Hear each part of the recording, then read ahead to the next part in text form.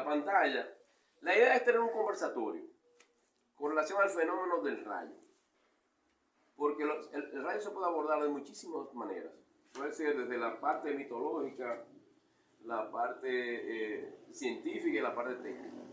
La mitológica la vamos a dar un poquito afuera, pero vamos a trabajar con una parte de los parámetros del rayo que son importantes para la seguridad de las personas, que sí es importante, porque ya eso es parte del riesgo de nuestras vidas.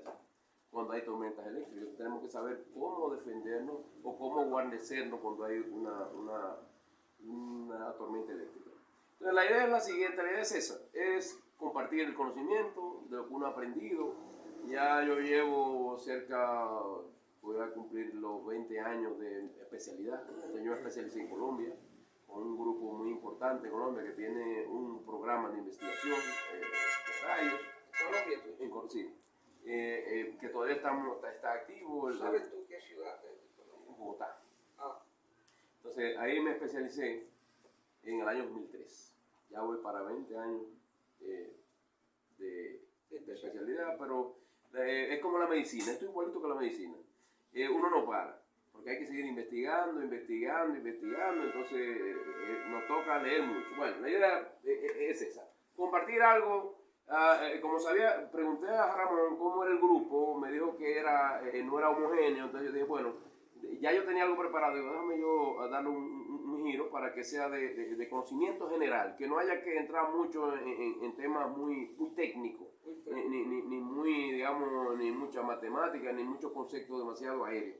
Vamos a ir al punto.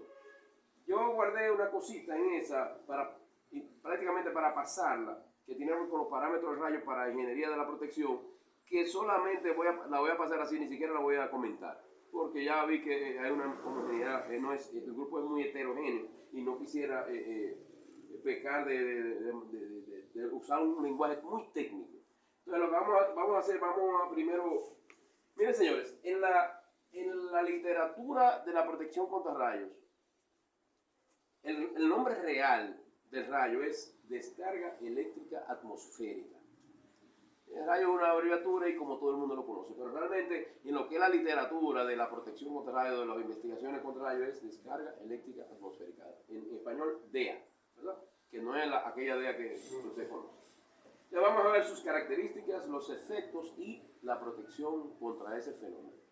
Bien, pues lo primero que hay que hacer es, cuando queremos conocer algo, vamos a definirlo de algún modo. Entonces, ¿cómo lo vamos a definir? Bueno, dice aquí que una descarga eléctrica atmosférica, en su totalidad, sea que impacte el suelo o no, es generalmente llamado rayo. Las descargas eléctricas atmosféricas o rayos pueden definirse como transferencia de carga eléctrica que generan altas corrientes, transformando energía eléctrica en energía lumínica y energía audible, y ahí me faltó energía en calor, que es una forma de energía, en el punto de impacto. Entiendo, no se definió la regla, pero se entiende tengo entendido que las preguntas las van a hacer para el final. Sí. Si tienen una preguntita en el mismo celular, la anotan y al final empezamos con el tema de las preguntas.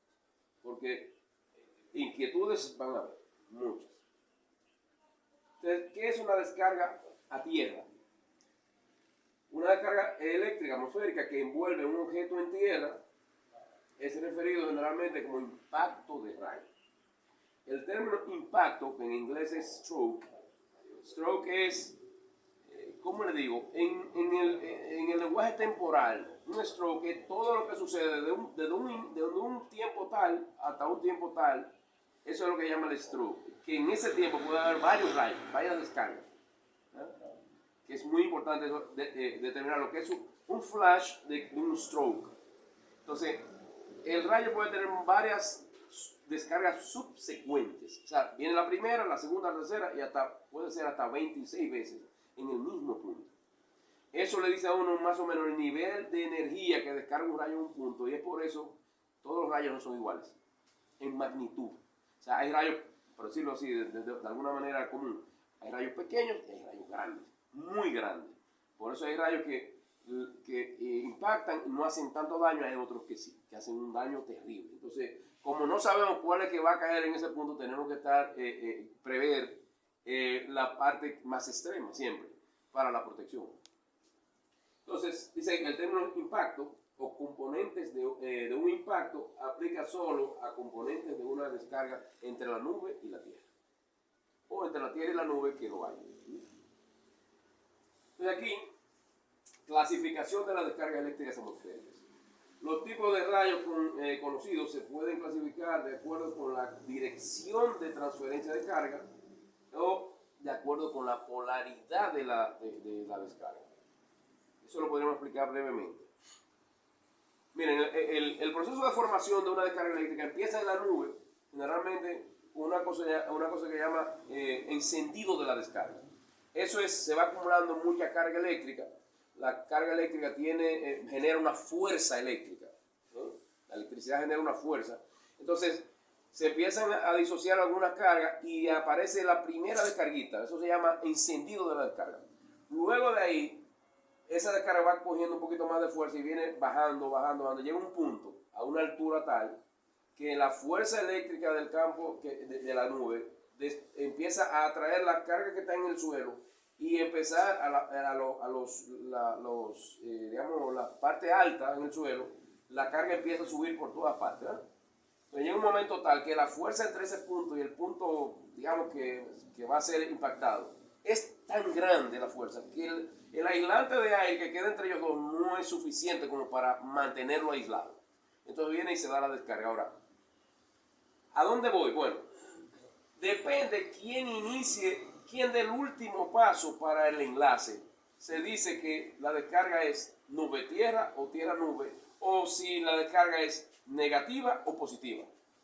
Ven, a eso que se refiere en la definición, que puede ser por la transferencia de la carga, quién dio el último paso. Y eso se determina lógicamente, con instrumentos muy sofisticados que determinan quién inició el último paso para el enlace. Eso es lo que quería aclarar en esa parte.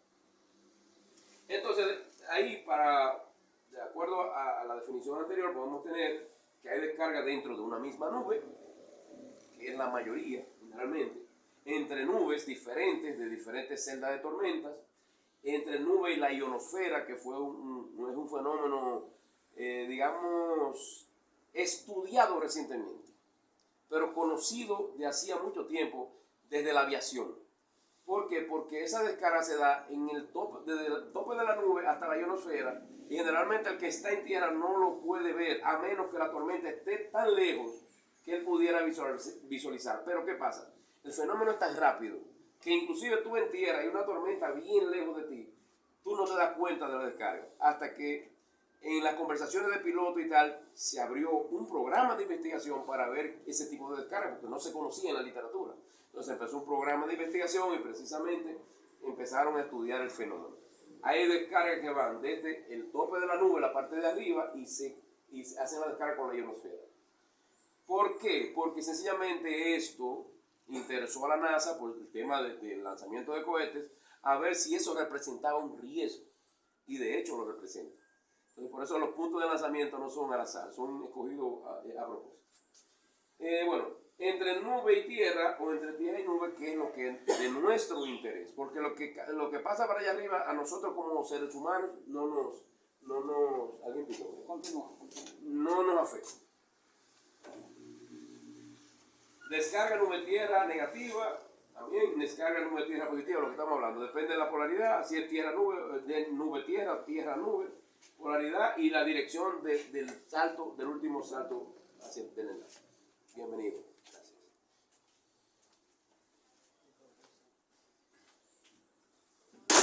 Aquí venimos ya con los, digamos, conocimientos generales. La mayoría de las descargas atmosféricas, probablemente el 75%, no involucra a la Tierra. ¿Qué quiere decir? Se dan allá arriba, entre nube, entre ionosfera, entre la propia nube y tal. Por tanto, el 25% corresponde a descargas que incluye la Tierra. Aunque el tipo de descarga dentro de la nube es el más frecuente, alrededor del 50% entre las nubes. O sea, no estamos hablando, el otro del 75% entre nube y ionosfera. O sea, ese 75% era aquel. Ahora, entre la propia nube es el 50%, en una misma nube, en una celda de tormenta, como le llamamos nosotros. Que la celda de tormenta, señores, para que tengan una idea, la longitud promedio de una celda de tormenta son 40 kilómetros. 40 kilómetros. Para que tengan una idea. Las descargas nube-tierra o tierra-nube son las de mayor interés, ya que son las que causan daños a personas, sistemas, instalaciones eléctricas y seres vivos de todo eso. Generalidades de las descargas eléctricas atmosféricas. Miren, señor, sobre el planeta,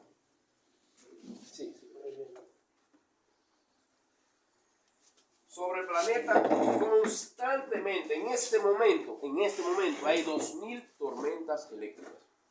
Ahora mismo, ahorita, más para ahorita, hay 2000 tormentas eléctricas siempre. Eso forma parte de una cosa que Wilson le llamó el circuito eléctrico global. No vamos a entrar en ese detalle. Es perceptible, ¿no? ¿Perdón? Perceptible. No, ahora mismo, si usted mira un mapa, en la aplicación que yo te pasé, Ramón, te vas a dar cuenta que en algún lado está cayendo rayos. Hay 2000 tormentas. No, pero ahora, de manera, por ejemplo, si yo pongo para una montaña, no lo puedo ver. No, porque me refiero en el planeta. Puede ser que ahora no haya aquí, pero ahora en la India o en África hay una, tú no la vas a ver. Hay otra en Colombia, hay otra en la Florida, no la vas a poder ver. Y en promedio, en el planeta también hay 100 impactos de rayo a tierra por cada segundo. Wow. En el planeta, ¿sí? Por segundo. Wow. Por segundo. La mayoría de los rayos ocurren en las zonas tropicales y subtropicales. Por eso, República Dominicana es un país que tenemos que tener ciertas previsiones para el tema de los rayos. ¿Sí? En todo el sentido de la palabra, para cuidarnos como personas y para cuidar los sistemas que digamos que sustentan la producción de una ciudad. ¿Por qué la mayoría en esta parte? ¿Qué más pequeño? El circuito eléctrico global no es nada más que otra manifestación de la energía eléctrica. Energía eléctrica no, energía. Y como tú puedes entender, el trópico, generalmente siempre los rayos solares le están dando casi de frente. O sea, no pasa como en los polos. En los polos los rayos solares ya son un poquito oblicuos y por eso los polos se mantienen congelados. Entonces quiere decir que esa energía calorífica que nos entrega el sol en el trópico es la que realmente es el motor que mueve el circuito eléctrico global. O sea, esa descarga de energía lo que hace es que evapora la nube. Es como si fuera combustible. Perdón, evapora el agua. Es el combustible. Evapora el agua que se va a las nubes. En el proceso de formación de las nubes, que a medida que el agua va tomando altura, la presión empieza a disminuir. Entonces llega un momento en una nube prácticamente de tormenta, por decirlo así, cuando llegan los momentos de tormenta, en que el agua coexiste en sus tres estados: líquido, gaseoso y sólido. O sea, hay copos de nieve, tú tienes el aire hecho gas, y los copos de nieve que cuando ganan a una altura determinada se condensan y vuelven a bajar como goticas de agua. Entonces, por eso la zona tropical, al recibir tanta energía del sol, es el motor que mueve las nubes de tormenta. Por eso es que la mayoría de los rayos ocurren ahí. No es que no caigan en el polo. Yo tengo inclusive, bueno, no sé por qué no la puse. El rayo más cercano al polo norte registrado hasta ahora. O sea, se dan, pero no es tan frecuente. O sea, la frecuencia en el trópico es muy grande. Entonces, los países tropicales somos los que tenemos que defendernos de ese fenómeno porque es lo que más nos afecta. Propenso a eso. Los rayos son más comunes en verano.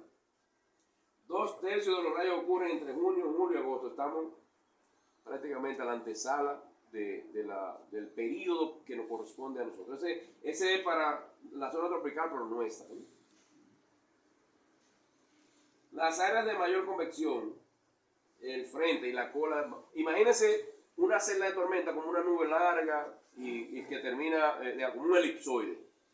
Entonces, las áreas de mayor convección y donde salen la mayoría de los rayos en una nube de tormenta es el frente y la cola, o la cola y el frente, o el frente y la cola, dependiendo para donde se vaya moviendo. Si me muevo para allá, el frente y la cola queda atrás.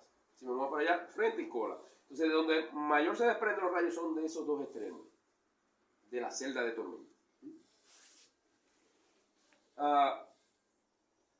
Producen una alta tasa de lluvias y rayos. El 60% de las lesiones por rayo ocurren por arcos eléctricos lanzados desde el borde posterior de la tormenta, de los bordes generalmente. La longitud promedio de un rayo es de 9 a 16 kilómetros hasta ese momento. Registrado. El rayo más largo tiene 400 y tantas millas, 700 y tantos kilómetros. Registrado recientemente en el 2020. Ustedes dicen, ¿qué es reciente? Bueno, para la ciencia eso es muy reciente. Para los programas de investigación, 2020 es una fecha muy reciente.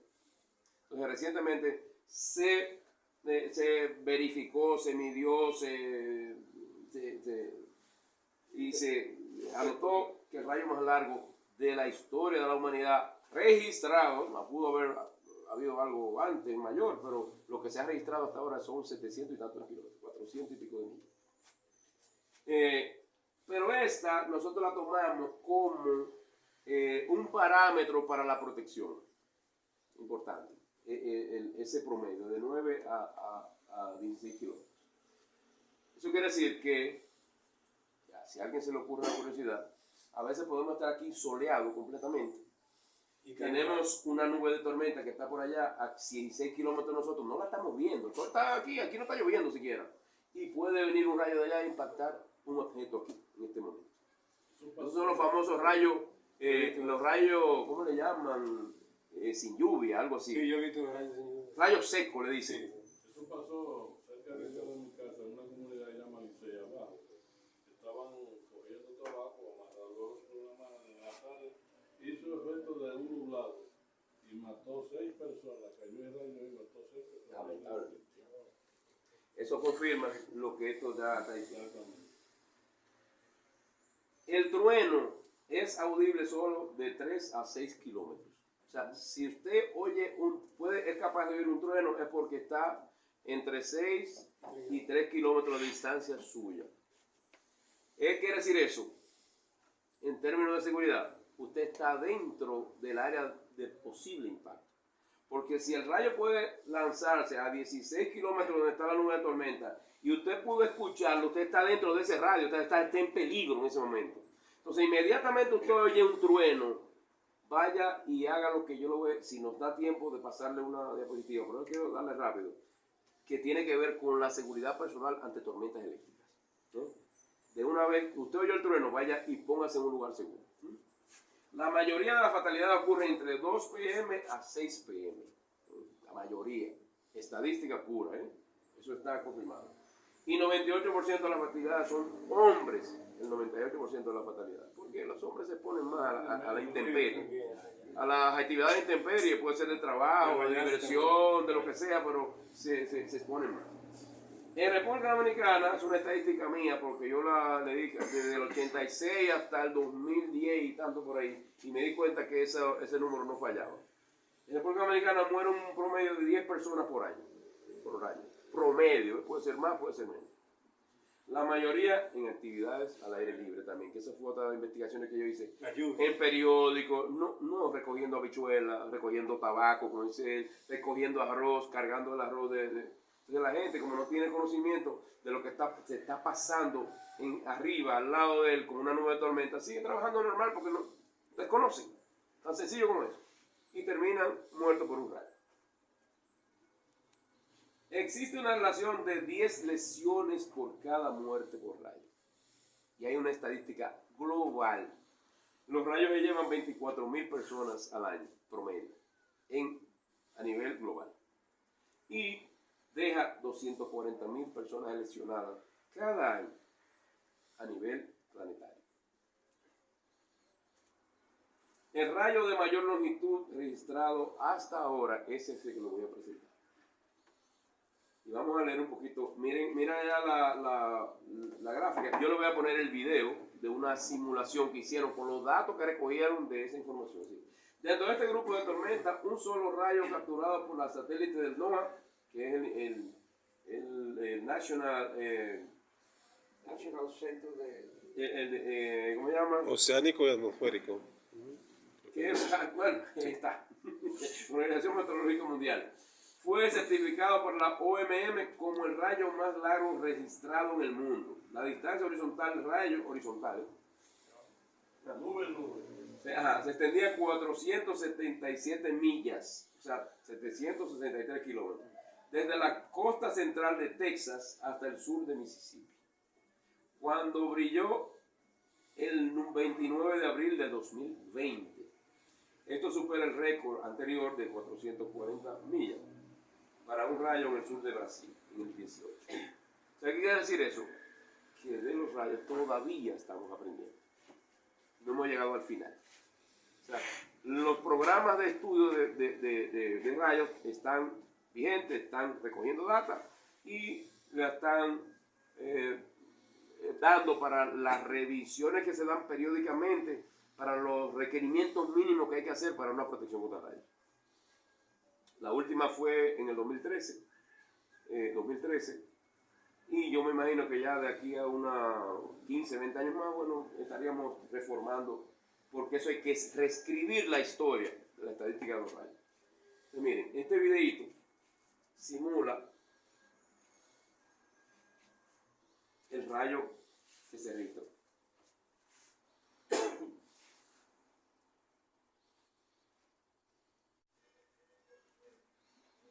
Uno solo. Sí. Lo que pasa es que lo ponen en tiempo lento para poderlo visualizar. ¿Qué duración tuvo? Eso dura, generalmente una descarga, anda en la descarga completa es el orden de los milisegundos, o sea, milésimas de segundo.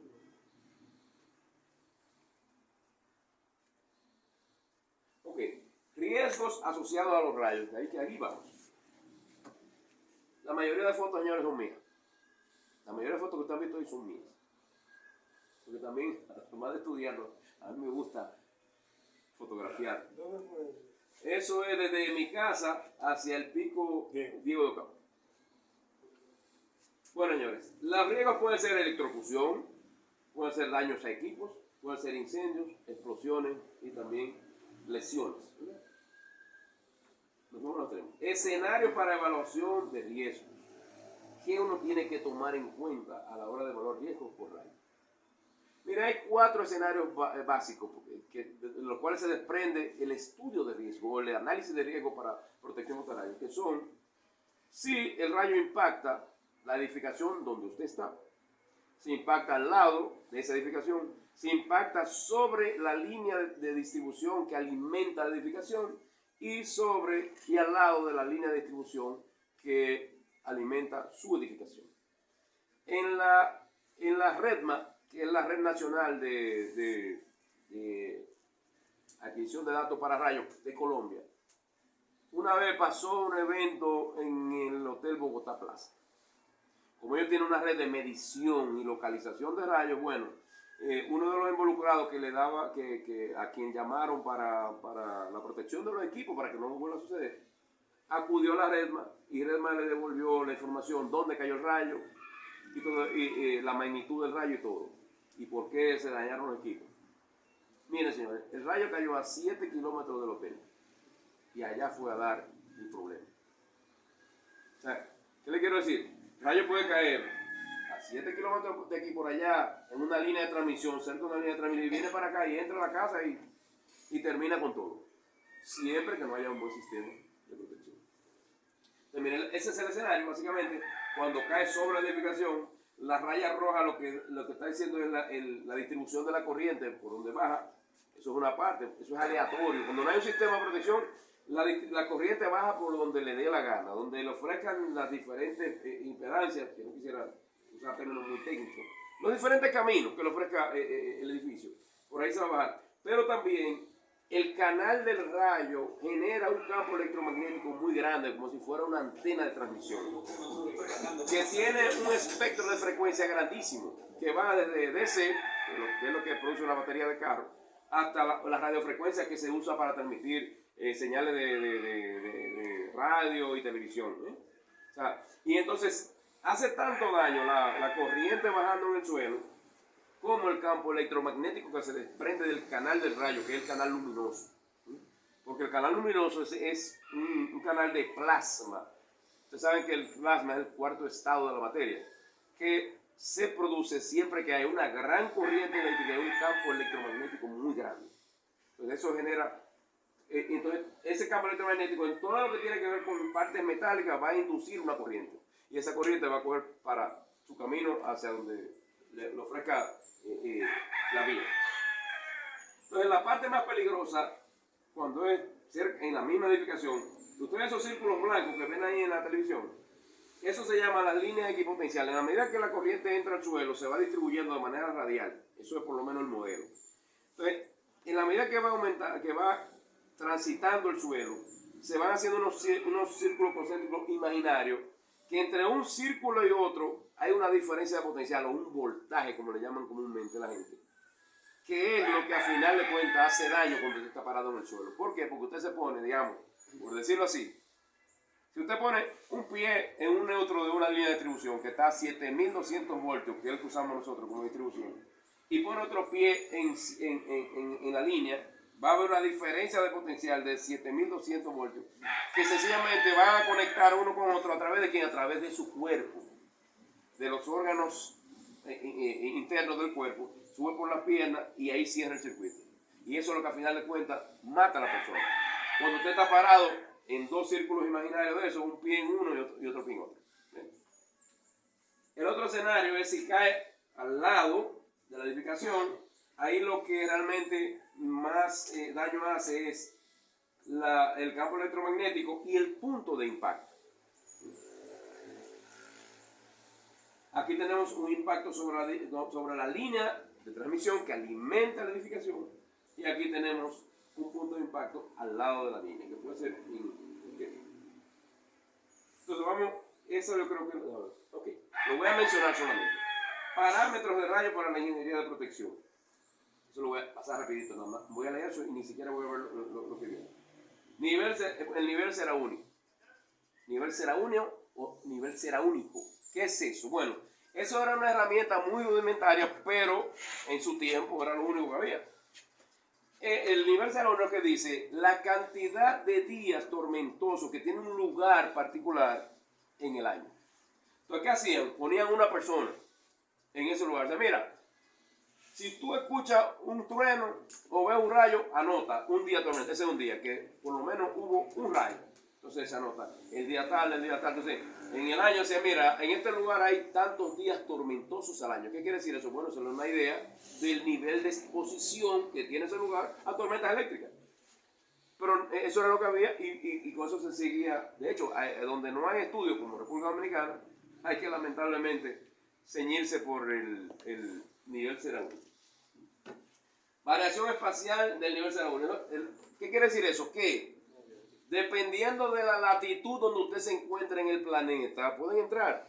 Venga. Busquen silla. Dependiendo de la latitud, encontremos en el planeta, que tiene que ver con la pregunta que hiciste ahorita, las magnitudes y la cantidad de rayos que caen son totalmente distintas.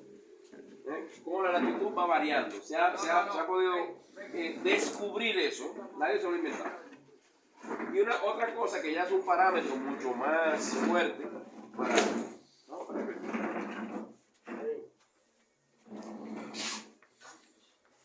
Bueno, bienvenido. Siéntese ahí. ¿Por qué? Aquí. Siéntate.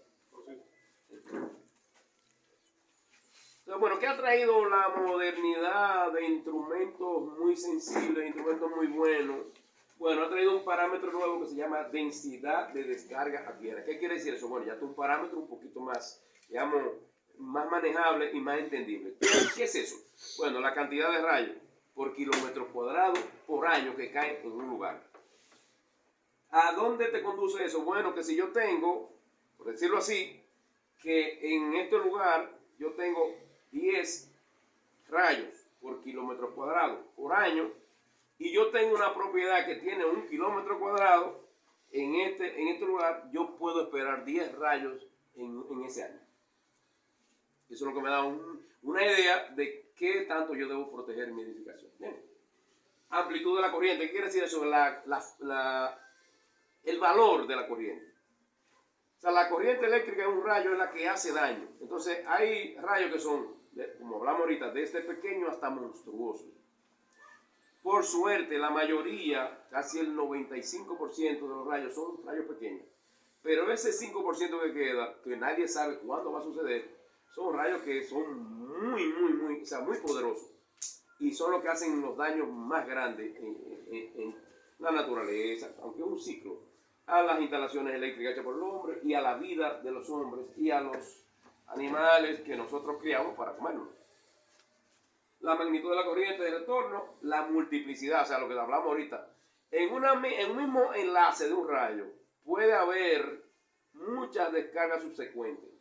Eso quiere decir, ¿qué es lo que es energía? Es la potencia por el tiempo, igual que como nosotros pagamos la energía. Nosotros pagamos potencia por el tiempo, ¿en qué? En kilovatios hora. Entonces, quiere decir, si un rayo tiene 5 descargas subsecuentes, después de la primera son 6 en total, va a descargar más energía que si hubiera uno de una sola descarga. No sé si se han fijado cuando en algunos rayos que ustedes han visto, muy probable, que el rayo como que parpadea. O sea, se mantiene el canal, pero como que parpadea. Ese parpadeo lo que está diciendo es, me estoy desconectando y conectando varias veces, pero el ojo de nosotros no es capaz de ver cuándo se desconecta y cuándo se conecta de nuevo. Eso hay que hacerlo con un video de alta velocidad para poder determinar eso. En la multiplicidad y la polaridad. Señores, los rayos positivos son los rayos que acaban con todo, por decirlo así. Vamos a hablar en lenguaje llano. Los rayos negativos son la mayoría, ese 95%. Ese 5% de rayos positivos son los que acaban con, cuando usted ve explosiones de tanques petroleros, que la industria química, que los bosques y tal, busque lo que es un rayo positivo. Porque tiene generalmente 10 veces la magnitud que tiene un rayo negativo. Generalmente. Entonces, eso lo voy a pasar, porque eso es muy técnico. ¿Cómo lo identifican? Lo negativo, lo positivo. Con las redes de medición y localización de rayos. Tiene que ser un aparato muy sofisticado. Muy sofisticados. Hay aquí en este país. En el país no hay. Pero, por ejemplo, tú tienes la red nacional de los Estados Unidos que llega hasta la Florida, lógico, que es su estado donde los rayos caen. Y en la Florida que está el centro Kennedy de lanzamiento de naves espaciales. Usted tiene que preocuparse por eso. Entonces, ¿qué pasa?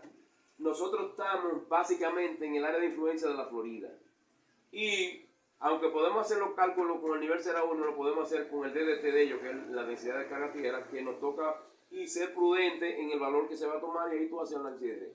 Pero son no tanto equipos, sino sistemas muy sofisticados. Muy sofisticados. Usted trabaja con ese... Yo, por ejemplo, yo puedo acceder a Redma, que es la de Colombia, que tienen varias redes nacionales, pero también tienen globales. Y está enlazado con otra de Brasil, que tiene varias redes globales y nacionales. Entonces, como hay el que dirige el programa de Brasil es amigo del que dirige el programa de Colombia, nosotros en un grupo que se llama Ubuntu, ahí nos compartimos la información. Si yo necesito información, yo la pido por ahí y me la mando. Sin ningún problema. Efecto de los rayos en las instalaciones, perdón. Los mecánicos, el rayo se relaciona con el valor pico de la corriente. O sea, el efecto mecánico es la fuerza electrodinámica. Cuando una corriente grande pasa por un conductor, esa ejerce una fuerza que se llama electrodinámica, que puede romper cosas. Por ejemplo, si el rayo cae en una tubería, por decirlo así, que lleva combustible, y la corriente tan grande puede torcer y romper la tubería y puede hacer un escape de combustible. Esos son los efectos mecánicos. Efectos térmicos, bueno, lo que hablamos, la cantidad de corriente que descarga el rayo en un punto determinado va a determinar la cantidad de energía por el tiempo que dure, entonces eso puede calentar el punto, puede calentar el punto de impacto, que no necesariamente tiene que ser un pararrayos, puede ser algo, como hablamos, básicamente en lugares donde se manejan material inflamable, material que se puede encender fácilmente y tal. Y las sobretensiones de arcos, que son las que forman los arcos eléctricos, generalmente son las que provocan explosiones, como pasó en el caso de Bellón. Perdón, yo tenía esa pregunta, anótela ahí, yo quiero que usted me explique, que le explique a todo el mundo. Yo viví eso. Ok, miren, el rayo de Bellón, lo primero es que ellos no tenían protección contra rayos, lo primero, no sé por qué. Y lamentablemente, para mala suerte, el rayo cayó en el área de pintura. En el área donde yo tenía acumulada la pintura, que es un material inflamable. Nada más tenía que abrirse la primera latica de pintura. Con el arco eléctrico, eso es. Entonces, ¿qué pasa? Cuando usted no tiene un sistema de protección, ¿qué hace la corriente? Bueno, la corriente dice, mira, yo voy a pasar para allá, tú quieras o no quieras, yo voy a pasar. Ofréceme caminos. Si no, yo me voy por cualquiera. Tú me puedes ofrecer un camino de espina, otro de flores, y me voy a ir por ahí y por ahí, por los dos. Lo único que por el de flores, yo voy a tener una magnitud más grande que por el de espina. Voy a ir, porque tengo que ir sorteando la espina. Entonces, eso es lo que se le llama eléctricamente impedancia. Él se va a ir por todos los lados. Entonces, ¿qué pasa?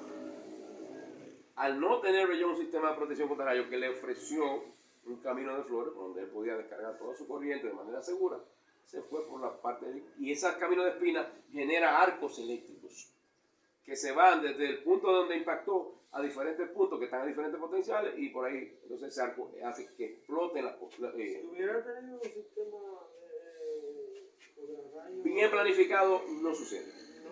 no se hubiera No sucede. Pasa No sucede. Aunque no hay sistema hecho por el humano que sea infalible. Un sistema de protección contra rayos no es 100% seguro. ¿Por qué? Podría ser. Pero ¿qué pasa? Hay un tema que se llama costo-eficiencia que no lo va a aguantar. ¿Comprende? Es mejor proteger para un 95 o un 97% de la mayoría de los rayos, porque el costo de eso es hasta ese momento viable. Que tú cruzarlo al 100%, donde no va, o sea, lo que tú vas a proteger te vale más de lo que el sistema. Entonces, no tiene sentido. O sea, tan sencillo como eso. Exactamente. Entonces, ¿qué se protege? Bueno, se protege a nivel de protección. Si hubiera tenido su sistema de protección bien, digamos, diseñado, eso no pasa. Entonces, ¿qué pasa? Como mucha gente dijo que era una explosión, ¿qué tal? Pero como yo supo que de una fe, o sea, ustedes saben que zapatero su zapato y el que anda limpiando zapatos, lo que anda buscando los pies de la gente, para quién le va a limpiar.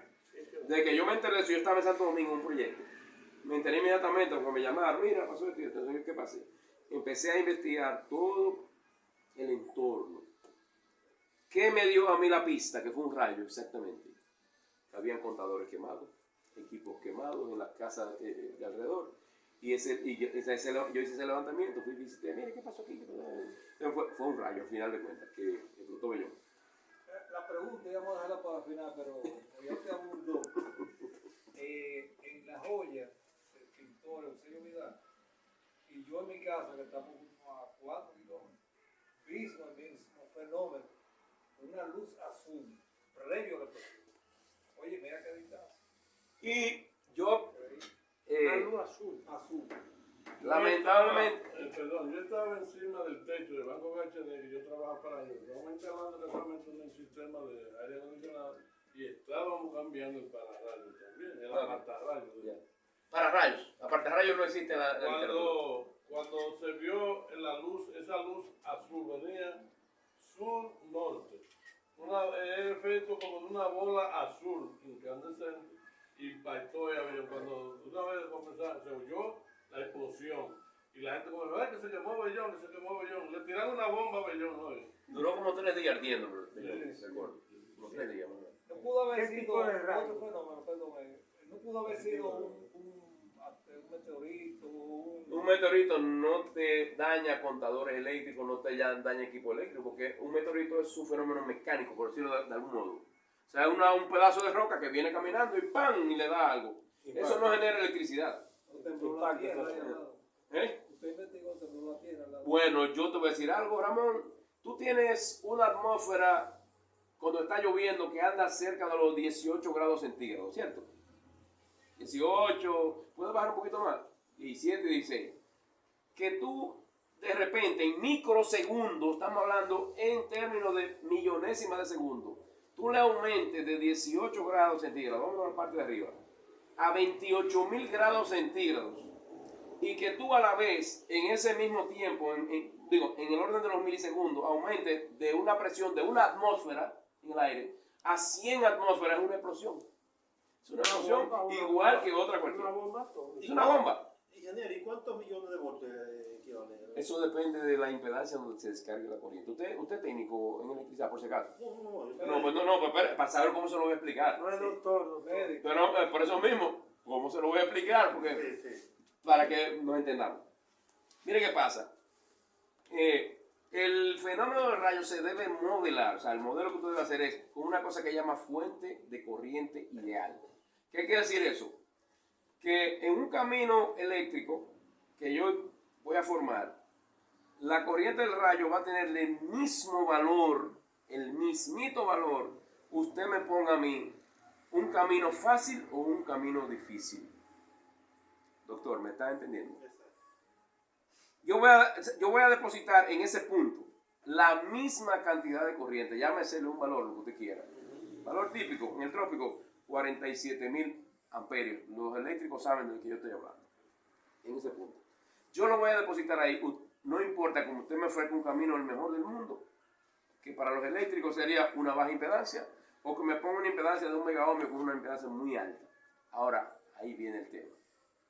En electricidad sabemos que el voltaje, como le llama la gente, que debería ser tensión con diferencia de potencial, depende de quién, de la corriente y la impedancia que usted tenga por el medio.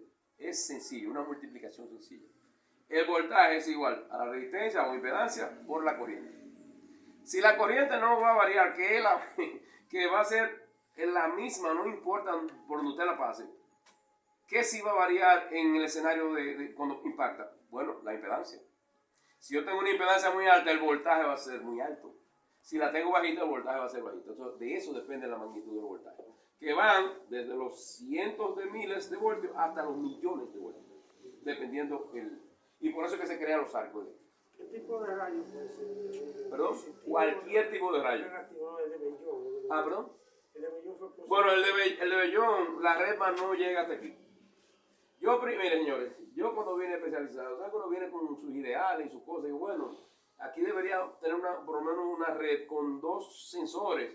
Como es un paísito tan pequeño y los sensores llegan a 300 kilómetros, bueno, pues uno y otro en los extremos, con eso cubrimos el país entero. Pero desde que me dijeron, mira, hay que hablar con los políticos, digo, mira, olvide esa vaina, yo no voy a meterme con eso. Entonces, por eso no puedo determinar, pero sí, el rayo fue poderoso, por los daños que hizo alrededor. Según el estudio que usted hizo. Sí, fue muy poderoso.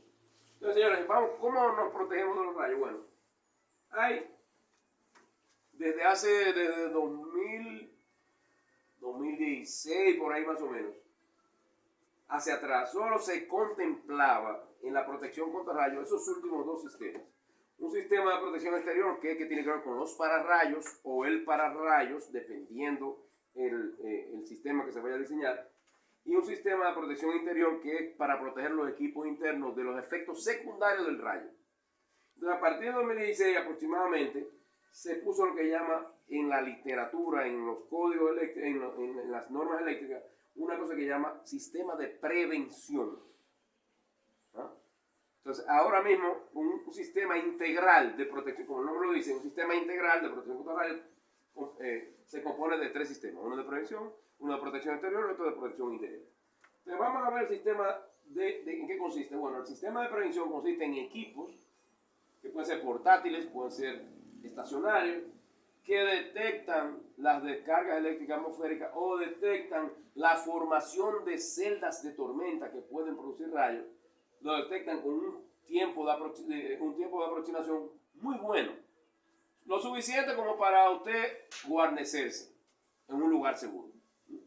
O tomar las medidas del lugar para la seguridad de los sistemas, ¿verdad? Entonces, por ejemplo, este es portátil, ¿verdad? Aquí el portátil, le puedo mostrar, yo traje uno por aquí, portátil, que es el que yo uso cuando estamos trabajando en montañas.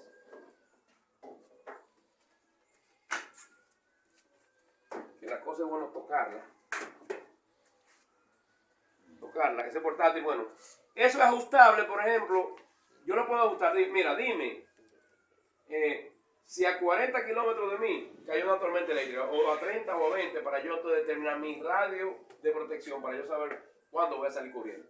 Una pregunta, por ejemplo, para la gente común, hay una tormenta eléctrica cerca de mi casa, yo no me puedo ir de mi casa y que vivo.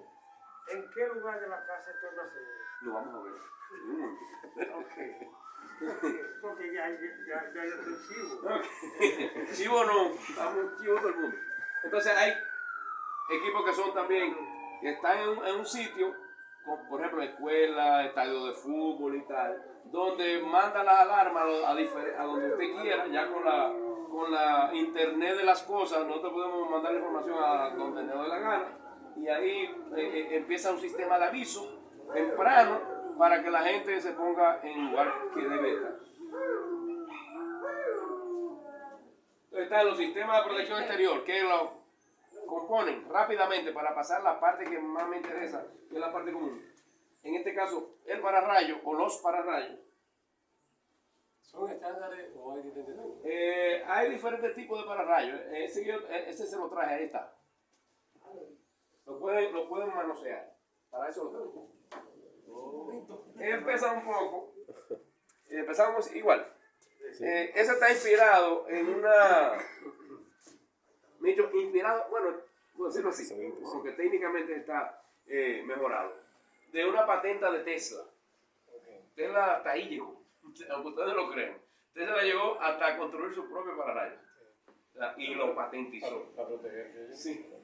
Entonces el pararrayo los norteamericanos llaman terminal aéreo, que puede ser puntiagudo, que ya se dejó de usar por un tema técnico. Unos estudios revelaron que el puntiagudo se apaga en la literatura de nosotros, quiere decir que apaga la descarga. Y de ahora en adelante se usa el redondeado. Mientras más redondeado, mucho mejor. ¿Por qué? Porque un estudio de 7 años en un pico de Nuevo México determinó que los pararrayos redondeados, o bloom, como le llaman los norteamericanos, son más proclives a que la descarga se dé en ellos. Entonces tenemos el pararrayo, ¿verdad? Tenemos protectores en el círculo rojo. Hay unos radios que tienen integrado, o sea, que no son antenas, sino son antenas y radio integrados. Entonces, para que el radio no se dañe con el campo electromagnético del radio, se le ponen unos equipitos que llaman supresores de pico de exterior que protegen el radio, que está montado sobre la antena. Tenemos el cable, que le llamamos nosotros en nuestra literatura, el cable bajante, o los cables bajantes, que tienen que ser siempre más de uno por un asunto técnico que no viene al caso. Mírenlo ahí. Y el sistema de puesta a tierra, que es donde vamos a meter la corriente de rayos.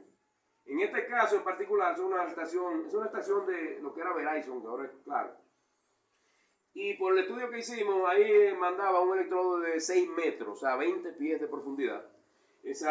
Como era la ciudad de Santo Domingo, hubo que buscar una perforadora, perforar, entonces unir 2 electrodos de 3 metros, o sea, 10 pies cada uno, mediante soldadura exotérmica, y soldar el cable bajante que venía al electrodo, y ahí terminó. O sea, ese es a manera general el sistema de protección exterior contra rayos. Porque mucha gente a veces... ¿Por qué está así? No se soltó, es por abajo. Miren, mucha gente, mi señora, a mí me llama, mira que yo tengo un cliente que quiere un pararrayos, digo, aguanta.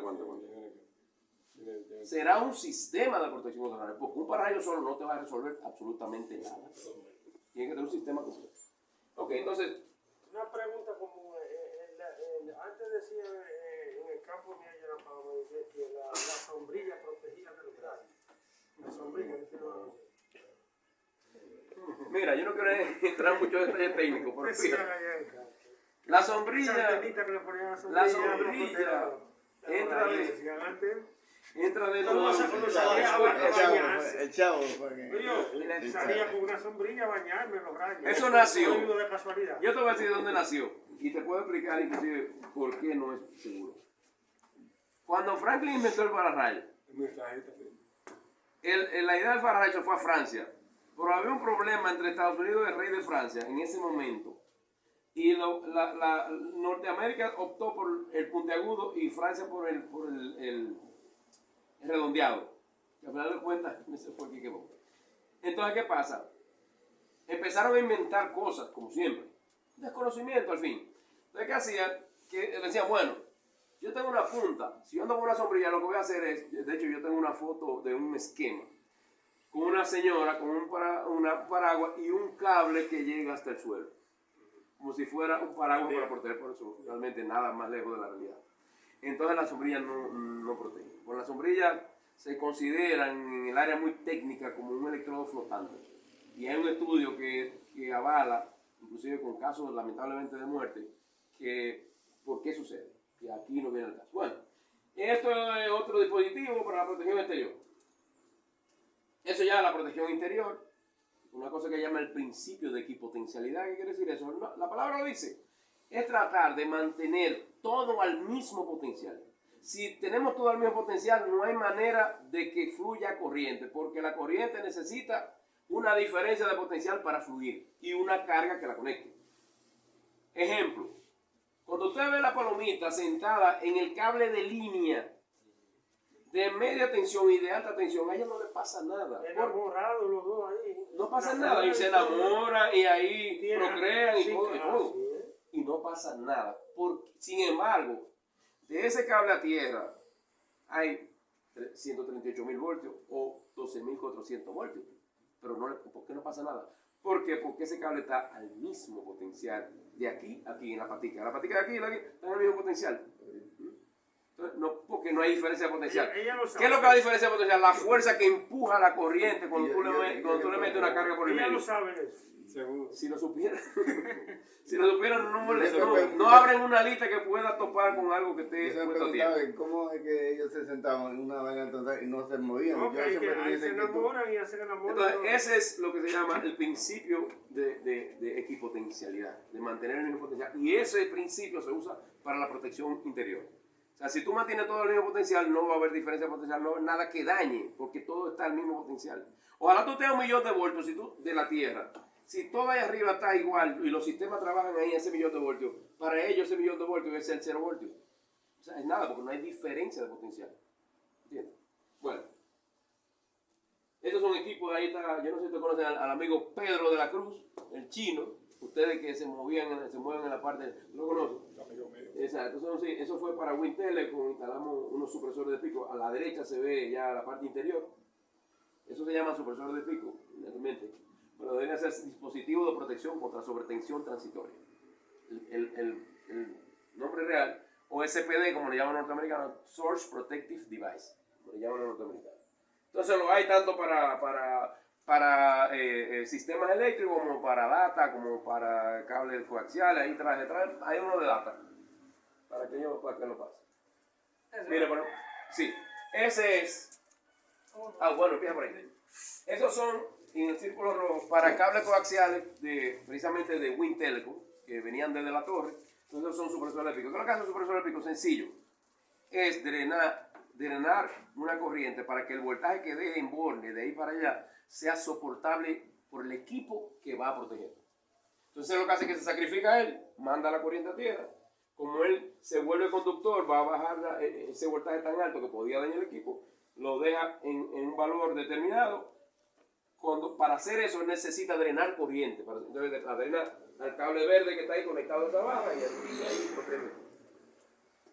Y la barra para unir todas las partes metálicas, como ustedes pueden ver, tuberías, todo lo que es metálico se queda al mismo potencial. Bueno, eso es el principio de equipotencialidad. No voy a entrar mucho. Señores, miren, el principio de equipotencialidad es tan verificado. Eso es en un museo científico que hay en Bogotá que se llama Maloca. ¿Por qué se llama Maloca? Bueno, porque hay en Colombia hay muchas tribus. Pero hay una de ellas que a la casita que hacen de cana y tal, le llaman maloca. O sea, maloca es una casa, un punto de reunión. Como un bohío. Un bohío, pero como un punto de reunión, donde la mayoría se reúne la sociedad que vive ahí. Esto es una maloca, ahora mismo para esos propósitos. Entonces, el maloca tiene un generador de tensión que llega hasta los 600.000 voltios. Entonces, eso que usted está viendo, que parece una jaula, que es una jaula, lo hicieron a propósito porque hay un término en la parte eléctrica que se llama el principio de jaula de Faraday. ¿Qué dijo Faraday? Bueno, que si tú tienes un conductor esférico y tú le aplicas un campo eléctrico En el centro, el valor en el centro interior de esa bola esférica, un casquete, por decirlo así, en el centro el campo va a ser cero, se va a cancelar. Entonces ese es el principio de la jaula de Faraday y el principio de equipotencialidad, o sea, mantener el mismo potencial. A principio hacen una descarga, le dicen a la gente no se peguen de ahí y la gente inmediatamente ve que está al lado de un generador eléctrico que está sonando y entonces le dicen mira no se peguen de la jaula y todo el mundo está como un poquito y ¡pam! Hacen la primera descarga, eso hace una explosión grandísima, miren ahí. Eso no está conectado, eso se conecta por un arco. Los dos electrodos están separados a una distancia como de 12 pulgadas.